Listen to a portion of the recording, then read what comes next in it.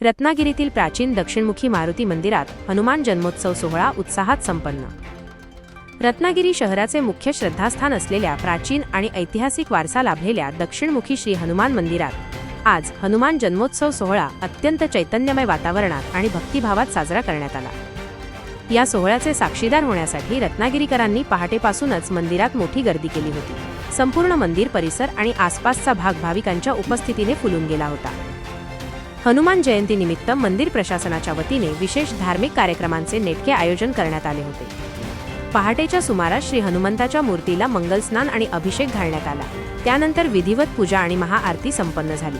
ठीक सूर्योदयाच्या वेळी हनुमान जन्माचा मुख्य सोहळा पार पडला। यावेळी जमलेल्या शेकडो भाविकांनी बजरंग बली की जय आणि पवनपुत्र हनुमान की जय अशा घोषणा दिल्या। या जयघोषाने संपूर्ण मंदिर परिसर दुमदुमून गेला होता।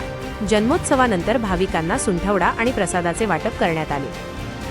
शहरातील या प्राचीन मंदिराला विशेष महत्त्व आणि ऐतिहासिक पार्श्वभूमी असल्याने दर्शनासाठी भाविकांच्या लांबच लांब रांगा लागल्या होत्या। केवळ शहरातीलच नव्हे तर ग्रामीण भागातील आणि आजूबाजूच्या परिसरातील नागरिकांनीही दर्शनासाठी मोठी गर्दी केली होती। वाढती गर्दी लक्षात घेता मंदिर प्रशासनाकडून दर्शन रांगांचे आणि गर्दीचे चोख नियोजन करण्यात आले होते, ज्यामुळे भाविकांना सुलभरित्या दर्शन घेता आले।